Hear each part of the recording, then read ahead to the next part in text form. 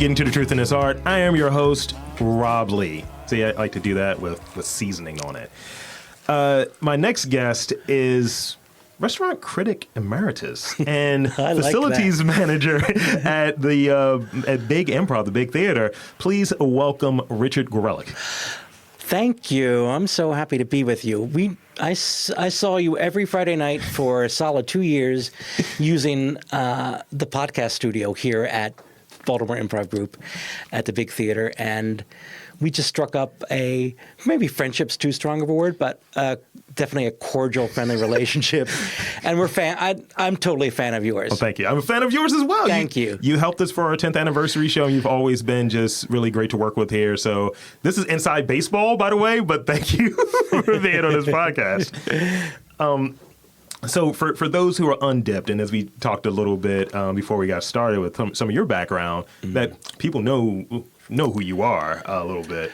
If people in Baltimore know who I am, they remember me when I was the restaurant critic at the Baltimore Sun from about 2010 to 2015.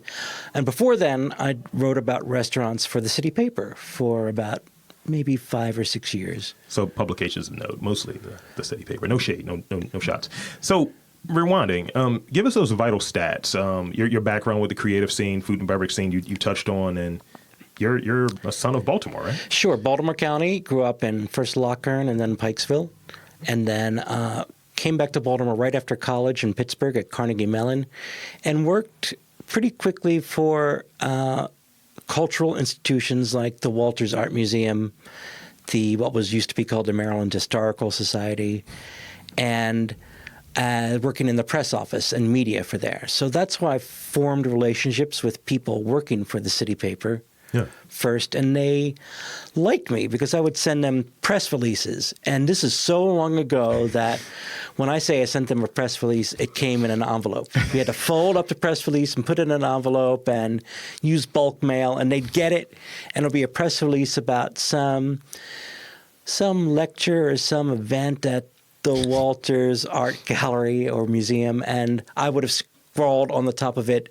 "You don't have to worry about this," or "Don't worry about this. This is a joke." And they got to like me. So that's how they got to know me. And then when I left the Walters, I started writing for them very occasionally, maybe a very occasional movie review or theater review. Then eventually the weekly restaurant review came open, that freelance position at the city paper. I applied for it, didn't get it, and then it came up again a few years later, and I applied for it and got it. So my entry into writing about restaurants was not through food, but through writing. Yeah. So I used to tell people that when I spoke to women's groups, I would do that occasionally. Yeah. And there always would be one woman in the women's group audience who would be outraged by that. She'd be like, I don't understand how you can write about food and not have a food background. Because I also had to admit that I wasn't a chef and was not immersed in food culture before I started writing about restaurants.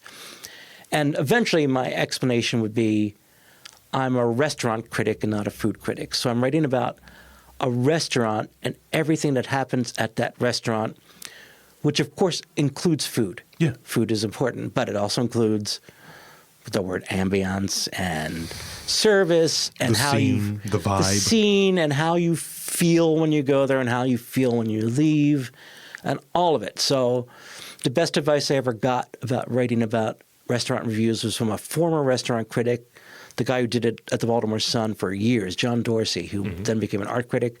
He said, the best you can do is try to describe for people what it was like at that particular restaurant on that particular night. Yeah. And that's how I always treated it. The other thing I always tried to do was, how does this particular restaurant set expectations and does it meet them? And that helped me write about mom and pop places as well as 4-star steakhouses. Because you have different expectations going to a steakhouse than you do a diner. Yeah, absolutely. So I would imagine, being in that restaurant critic space, you go to a restaurant and if once someone has a certain reputation, it's like, oh, you're the person. And restaurants will go through great leaps and bounds just to make sure you're having a good time. Here's a pillow. Here's some peeled grapes, sir. Do you wear disguises? Did you wear disguises back in the day? Not to get that question. It's the best question, and also a frequent question. If I ever wrote a memoir, the title would be, do they know it's you? That would be the title. Do they know it's you? They're not supposed to. Things have changed a lot since I started, and even in 2010, things were we were at least starting to question the idea of anonymity with restaurant reviews. Mm-hmm. Traditionally, they were always supposed to be anonymous, with the understanding that you'd want to get a review from someone who was treated just like you were when I walked in. Otherwise, the staff might give that person, the critic, preferential treatment or treat them better. As it worked out, I'd say I was known or identified maybe 1 out of 5 times at the most. Yeah. Maybe it was more like 1 out of 10 times. When they did notice me, I didn't always know. Yeah.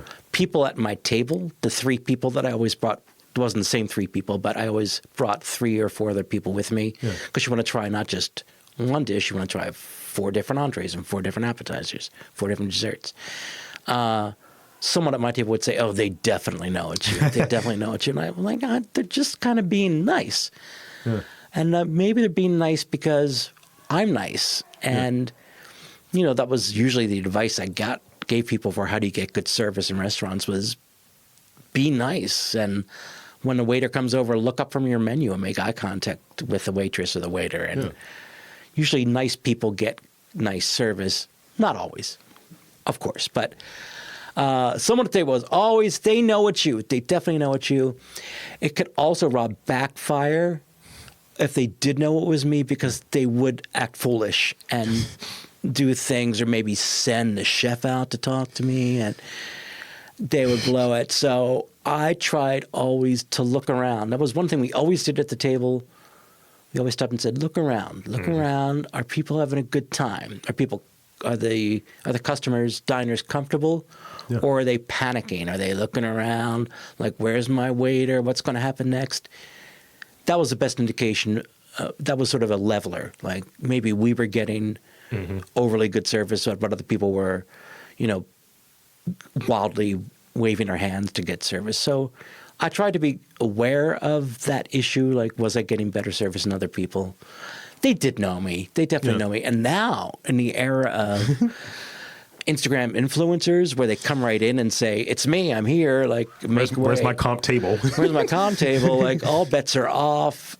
And there's not even a restaurant critic at the Baltimore Sun anymore. No one's doing restaurant reviews. And I think that's going to start happening at weekly newspapers more and more. They just can't afford it, the newspapers. One of the things I encounter of learning that I have a reputation of being a food critic, like a novice food critic. Like I've had a few chefs that I know. One is moving to this block, and and he was like, he did a dinner for me. He's like, this is for Rob. I got to make sure it's good. And I was like, I have a reputation. No, it's good. And I don't know. I think of myself as a pretty self-effacing and very unscary as far as but I made people nervous. I know I did. I know. And I get it. I get it. But the weird thing was going to private homes or friends' homes, and they were like, I was worried about this. I was worried about cooking for you, and I don't care. You're inviting me into your home. Anything you give me is going to be great. And I think that's the separation of like, this is an experience. This is a community this is separate from going there and like what you were describing earlier as far as maybe going there and really going to a restaurant and really looking at everything holistically. That's the way I kind of review movies watch movies because I'm reviewing movies, right? So if I'm watching a movie, it's like, is this for enjoyment or am I looking at every component of it? I'm so glad you brought that up. That was always the biggest challenge for me. And I love that comparison to movies. Am I watching it for visceral, joyful enjoyment or am I watching it critically every moment?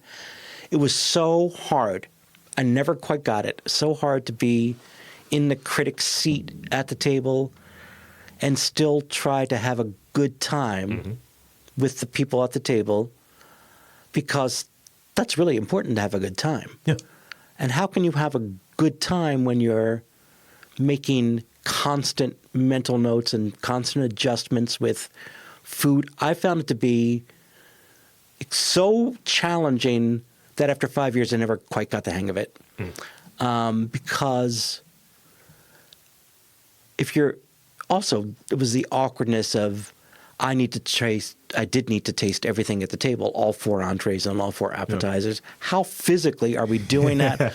Are we rotating tables around the table? Yeah. It's my turn. Are you sending your little plate over to me? In the early days, people would sort of take a little tiny fork, a little tiny knife, cut me up a little tiny bit, and try to pass it over to me. And like, that doesn't work at all. I need to have this plate in front of me to see how it's all working. When I say that it was challenging, I don't know how other people did it. And the other thing was that the Baltimore Sun only paid for me to go one time to a restaurant. So it wasn't like I got to go 3 times and think, like the New York Times does, and like, well, 2 times they were rocking, 1 time they weren't. Let's all even it out. It was really hard to distill a review from one visit. Because there's a degree of finality with that, and even if you go there, like one of the places that I like, because I'm not going to name places, that's so gauche, but I like to go down to the Spotted Little Italy, and they have this dish that's a fall dish. And so you can get it in the summer. So if I wanted to, and it's like my favorite dish on the menu, by the way. So if I'm going there, let's say in the summer, and this dish is only in the fall, that's going to really color how I review that or how I feel about it, because I didn't get the thing that I wanted. For sure. And the other thing was, this debate kept happening because when I got to the Sun, I think the rule was, let's wait 3 months before we do the review. After the restaurant opens, we'll give them 3 months, because all restaurants make adjustments. They figure out what's working and not working. Then with the advent of Yelp and other things like that, like non-professional reviews, they were just way ahead of us. So people were finding out information they needed. Readers and diners were getting information from places that went on the first night that a restaurant was open. So we were sort of falling behind, and we knew it, yet we wanted to keep some kind of standards. That was a constant push and shove about how we're going to handle that. I immediately thought of the moody foodie from Bob's Burgers. It was like, oh, he's coming. Make sure restaurants are closed, you know. I was, I think, a very, very kind restaurant critic, always trying to sort of look for reasons why things might not have gone well. Yeah. There were very few times where I sort of was angry at a review. If a restaurant was so pathetic that they were going to get a very bad review, we just wouldn't do a review. That's legit. Because you don't want to pile on, you know? It's just like, I think you guys know, you know? Look, the stakes are different in Baltimore than New York. We had very, very few multi-million-dollar restaurants that were backed by like hedge funds or conglomerates. It just was not a Baltimore thing. Maybe more recently there were, but almost always it was someone's business. It was someone's business, and you don't want to. I didn't want to personally attack someone's business. The flip side of that was that by not being too critically harsh, it's important to have critical standards for a city. Yes. Because you want to raise up excellence and recognize excellence. But if you pull punches, and I admit to it, I did sometimes, then you get a reputation for not being purely critical. So that was a trade-off. I think that's really, really big and really important here, because the thing Baltimore, and really, if you go back through some of the episodes in here, people talk about authenticity. That's the currency here. So if it's like, that review's phony, or that review's kind of lacking in these particular areas, so having that true criticism there, and it's like, all right, this might be a little mean, but I think sometimes it can feel biased. If someone is too fluffy or too mean, it's like it's got to be somewhere in the middle. Those It extremes. was hard. It was hard. I freely admit that it was a challenge. But if you get a reputation, if I got a reputation as a soft critic, then how do I show the reader that I'm thrilled about someplace? I think I did that okay. Sure. I think when I was in love with a restaurant that I was able to convey that. And that was, that happened maybe once a year where a place just was, oh, okay, this place. Everyone's got to come to this place. So so with your knowledge and being critical of the whole gamut, right? Yeah. What are your do's and do nots within a restaurant? Like, I know some people are like, I'm not ordering that on a Wednesday, or like, you should never go here. This staff is trash this night. Like, what is that situation for you? I think a lot of that comes from Anthony Bourdain. I think he was the first person, or not the first person. I may have been reading that recently. I think he made a lot of those insights almost universal knowledge that I'm not even sure is true anymore.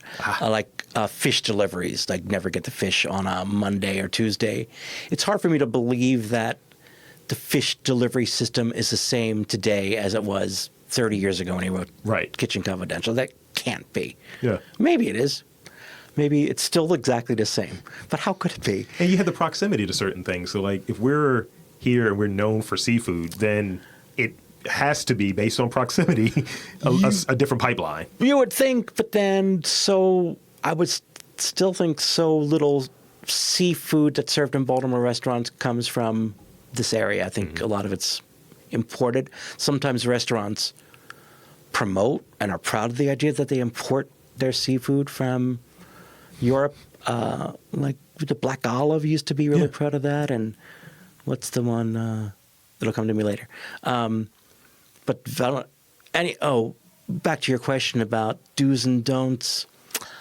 Honestly, I think all bets are off. People are so knowledgeable about restaurants.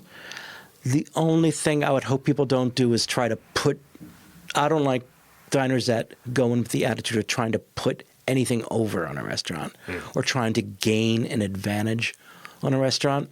That to me is just distasteful and just no way to live your life. It's not fair play. It's not fair play. I just don't like it. I don't like it in restaurants. I don't like it in the theater.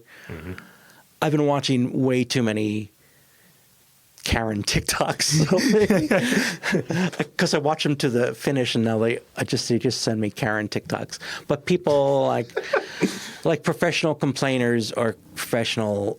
I remember one time I had a friend. This is when I was at City Paper, who was always looking for people to come with me and eat, and it was usually they got a free meal. He said, "This is my friend of mine. I want to invite my friend Becky. Becky loves to talk about Becky."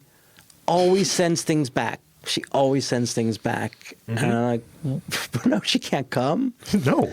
She can't come with us. That's terrible. How could you always send things back? And things are awful. Of course you should speak up for yourself. Yeah. Of course you should.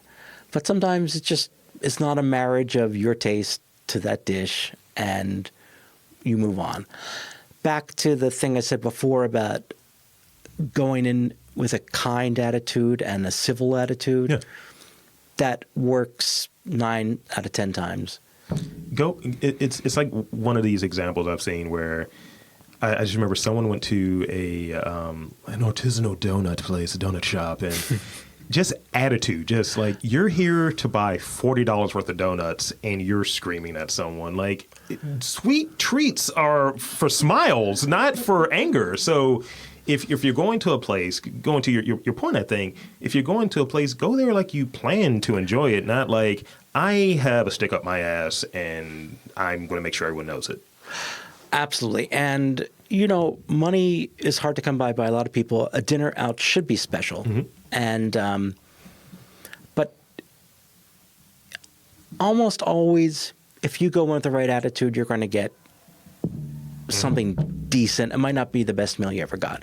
It should be one of the best meals you ever got if you're spending $40 an entree. Yeah, it should be. And you have the right to have high expectations. But that shouldn't translate to your corner diner. So, were you an adventurous eater before getting into this restaurant review space? I think yes, but not. There's a restaurant critic now deceased, Jonathan Gold, in Los Angeles. He wrote for the Los Angeles Times. So there's a documentary made about him maybe 8 years ago. I don't have the name right now, but if you Google Jonathan Gold, he was that guy, I think originally in New York and then moved to Los Angeles, who showed his readers, if you go behind the Amoco station on Queens Boulevard and knock on the door and 3 times, then you'll get the best tripe soup in the New York metropolitan area. I thought you were going in a very different direction initially. No. It's like, that's what they call it there? I admired him so much, but I wasn't that kind of adventurous eater. But definitely omnivorous, definitely someone who would eat almost anything, but definitely not a pepperhead. Not. Oh, really? No. Not competitively hot food or not. No. I mean, I like spicy food, but I don't like pain. At all. I like to, I had a really elegant experience. I went into the experience believing it was going to be elegant, even when I think I ruined a sweater at this night. I had escargot for the first time. And I was trying to use a little fork to get the guy out, and then the shell hit me in the tit, and I was like, oh, so to the floor. I was like, this is not going to color my evening. This ruined shirt and this butter, it's not going to ruin my evening. But that was I feel like the place was a French place. So it's I want something that feels like it's on brand with what this place is supposed to do. So if they're presenting themselves as French, then let's try this. Great attitude and great way to approach a restaurant as they present themselves. Goes back to an earlier point. What does this restaurant say about itself? And is it living up to it? And service obviously factors into that. Yeah. I'm kind of weird. My one weird service thing is how I'm greeted, especially at a bar. If it's a neighborhood dive bar and the bartender doesn't really make eye contact and says, do you want anything? I'm fine with that. Yeah. If I'm going to a 4-star, steakhouse, let's say, and I sit at the bar and everyone's dressed up at this bar, and I'm telling you, I want a sir. I want good evening, sir. I want good evening, sir. How are you? And what can I get for you? Or I want that. And if I don't get it, I get really sulky. I get so sulky over that stupid little thing, but it makes a difference. I only want to go to bars that have the black bartender that has the Carnival Barker voice. What do you have, Mac? Sure, I didn't know that was my name. Sure. Hennessy, I'm sure you have it. I'm going to say that I'm a man of the people, and I can do both. But I want that bartender I want each bartender in the right place. Yeah. Yeah, fit what you're doing or have you, and don't try to sell me something I don't want. I've had instances where I'll just go and get something that's close to a Moscow Mule or something like that, and it's I have Coke and Hennessy. I was that's neither of what I was in that drinks. And can we sort this? Maybe you don't work here. I was not a baby about service at all, except for that moment when I'm greeted either by the hostess, and you know what freaks people out, this very specific thing that freaks diners out, if they made a reservation and the host or hostess doesn't acknowledge it or says, yeah, I'll just take you, we'll sit right down. Well, wait a minute, I made a reservation. And so a good host will say, I just want to check to see if you made a reservation, and because you need to honor that moment of entrance. Entrance is a very important thing. It starts off that situation, and I think sometimes there's a note in there, going back to it, going out for dinner, or sometimes it's an engagement. So it's this might be an anniversary dinner, this might be a birthday. So that's a note that's on there. It may say, hey, greet us with, crowns when we come here. Oh, man, we all want to be recognized and seen and appreciated both sides. Both sides need to be recognition is so important to people, and the recognition at what's the new place? At Kay's Place on 25th Street might be, you again? Oh, you were just here. All right, come on in. That's fine. And recognition at, again, this mythical 4-star restaurant I keep talking about, should be different. And then everything else follows from that moment. Usually should follow from that moment. Depending on the region I'm in, I have different aliases. So it's like, make sure you get the alias right. If I'm in West Baltimore, it's like, oh, hey, Lorenzo, thank you. South Baltimore, it's like, oh, Wave Daddy, you're here. It's like, oh, thank you, my table's ready. Great. I like that you have aliases. Gotta be on point. I'm becoming famous. So let's see. I believe that Baltimore's food is in the conversation with larger cities that have like that reputation of in a New York, in a DC, and in maybe Philadelphia, maybe LA. But that's up for debate. Where do you kind of view like Baltimore's food? Is it within that conversation? Is it outside of that conversation? Where does it rank for you? I feel it's out of that conversation, but I feel that that's okay. I feel that it doesn't need to be in that conversation. I think a rising tide lifts all ships, and I don't think there's the critical mass of excellent restaurants in Baltimore that make that conversation worthwhile. I don't think people go out for the same reasons they do in Baltimore that they do in Chicago or New York. But it's so confusing to have the conversation because COVID kind of stopped the conversation, and now we're all worried about the restaurant industry. And I hear that a lot of people love Woodbury Kitchen, but they don't have table service right now. You go up to the bar and order. That's different. Is that going to be long-term or permanent? And how much does that change the dining experience? I love sushi, right? And I usually go to, I'm going to name drop this place. I usually go to Yama, and it's just more sushi coming my way. They recognize me. It's more rolls coming. I was like, oh, it's the big guy East to sushi. Here's more stuff. So I have not had sushi in probably a year and a half, or maybe 2 at this point, because it's a going in experience. It's a sitting at the table experience. If I have delivered sushi, I'm not happy. So let's pretend that we're going to repeat this episode 2 years from now, and it's 2023, and it suddenly makes no sense. So people think, oh, COVID, I forgot all about that thing. That was weird, wasn't it? It's a terrible reboot coming. So, oh my gosh, then I think we could be part of that conversation. It was weird. I had to report on the restaurant industry as well as review. So I was a reporter.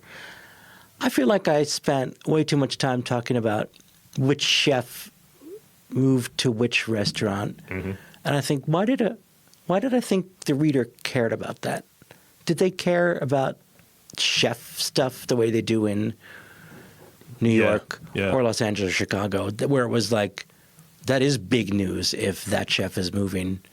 I don't think, looking back on that, I wonder if I spent way too much time reporting on that kind of thing. I think we care about, is the food good? Ultimately, that's the root of it. Is the food good? Are they? I think Baltimore cares a lot about how people are treated when they go to a place and whether they're respected. And I think Baltimoreans are very sensitive about that, and they don't feel treasured and valued. Also, if they see other people around them being valued more than they are, that sets Baltimoreans off. Maybe it sets everyone everywhere off, but it seems like it sets Baltimoreans off big time. Like, how come how come the host didn't come over and talk to me? Or how come the owner didn't come over and talk to me? I think it's a big Baltimore thing. So that's why I'm so angry all the time. Thanks for breaking me down so quickly. So speak to me about other creative interests, because I've been inundating you with the food and restaurant-oriented questions, but let's talk about your other creative interests and notably where we're at right now. Baltimore Improv Group. Again, let's pretend that it's 2023. We're back. I'm a pitch man. We have shows every night. We have classes all the time, and we have shows 7 days a week. And that's not true. It's 2021, and there's a show going on right now, but it's for only kind of a select small list of people that knew about it. It was so much fun. You were here every Friday night. Again, we're doing some sausage making inside baseball, but you were sort of on the periphery of watching people come into this theater space in Station North, right down the street from the Charles Theater, coming in every night of the week. You only saw Fridays to both perform, to be part of the performing community, and to support the performing community. All the shows were free. It was very exciting to be part of it and to see people supporting each other. Then, frankly, two things happened to the Baltimore Improv Group because we had to be honest about things. COVID happened, and then there were some internal bad feelings that surfaced. Yeah. And so I can't talk about that. I don't want to. I don't think I can. I just don't want to. And but we have a new managing director who you've met, and what I tell people is that if anyone can bring Big back and restore it to something not only like it was, but better and more community-minded, it's Thomas Dostry. So please keep your eyes on Big. I liked learning how to do improv, and I was just talking about this the other day, never got good at it because you can't be in your head when you're doing improv. You've got to learn it all and then not be in your head. I was always in my head. I was always trying to think of what can I do that's funny in the next 30 seconds. That is setting yourself up for failure in improv. Yeah. It's so hard. It's so hard to do it well. I was in awe of people that did it well. And we all have our favorite, sketch comedians that a lot of them started in improv, and just to watch them is magic. Yeah. But also watching people learn and getting confidence. When we take improv classes, you always go around and say why you're there. And some people were like, I love comedy. I want to do comedy, and I want to be funny. But then there were 2 or 3 people in the class who were like, my work told me to come here because I can't really talk in front of people. And at meetings, it's a struggle for me. And they suggested. And watching those people blossom and flourish and get confident, there was a lot of applied benefits for improv. So I loved being part of this little performing community, and I hope to be able to do it again. Well, thank you for sharing that, because it's definitely a welcoming place, and it's this is where I recorded. You come down, see me, see everyone that's doing their great work here. Yeah. And I look at this as the actual home of my podcast endeavors publicly, outside of me recording at the Secret Hideout. It's been our pleasure. It was one of the best meetings we've had with the community, and we actually consciously decided to have a podcast studio to meet people like you. That's wonderful. So I want to wrap this up with these last questions. Yeah. These are my rapid fire questions. I like them. So rapid fire, the way that works is I'll ask you some questions. You don't need to provide any context. They're just the answers. What the answer is, I said what I said. Okay. Most adventurous thing you've eaten? Oh, darn. Brains. Okay. You want to put a pin in that one? Yeah. All right. All right, Hannibal. Favorite dish or meal? I think framing that is lunch, breakfast, brunch. What is? Where do you kind of get off? Oh man, breakfast. Definitely breakfast. And actually, I love hotel breakfast buffets. They don't even have to be good. I just love staying in a hotel and going down to the breakfast in the old days again, and having I want everything. I want sausage. I want pancakes. I don't even care if they're warmed over, been sitting there. I like to load my plate up. I used to dream of this place in Pittsburgh called, this is rapid fire, called, No, go ahead. Called the Grand Concourse when I was in school in Pittsburgh. It was, I forget what that complex was called. And, we were all poor, but I wanted someone's dad to come visit their kid who was a friend of mine, and we're all going to the Grand Concourse. The idea of a brunch buffet, I love that. Next question. Chocolate pudding or creme brulee? chocolate pudding. Soup or salad? Soup. Any particular soup? Because now I'm interested in that one. Yeah, I would say I love a good seafood crab soup. Okay. Cream of crab soup. Cream of crab soup. Same. Lastly, tell me a joke. You're on the spot. You got put on the spot right there. Oh, shoot. I just told a joke. What did the baby man? Oh, no. The only joke I have, I can't tell. Oh no. And oh, shoot. All right, let's have a different one. Let's have a different thing. Yeah, I don't know. I don't know what else we have there. No, here it is. Which restaurant would you want to bring back? If you could bring back a restaurant, which one would it be? Louis Bookstore Cafe. It might be before some of your time out there. It was in Mount Vernon on Charles Street, just south of Center. And you'd go in there to be a bookstore up front, and in the back there'd be the restaurant. There'd be live music usually from Peabody students.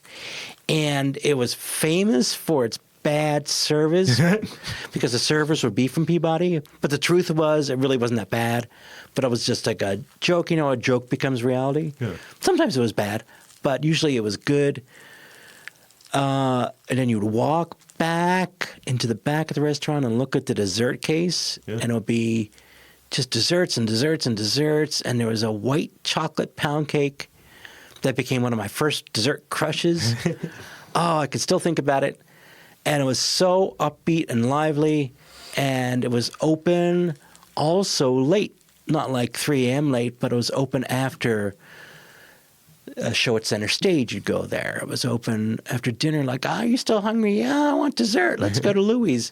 And when I say everybody went there, it was like that kind of place where everybody went there. And you'd see your friends, but you'd also see, like, I think that person's on television.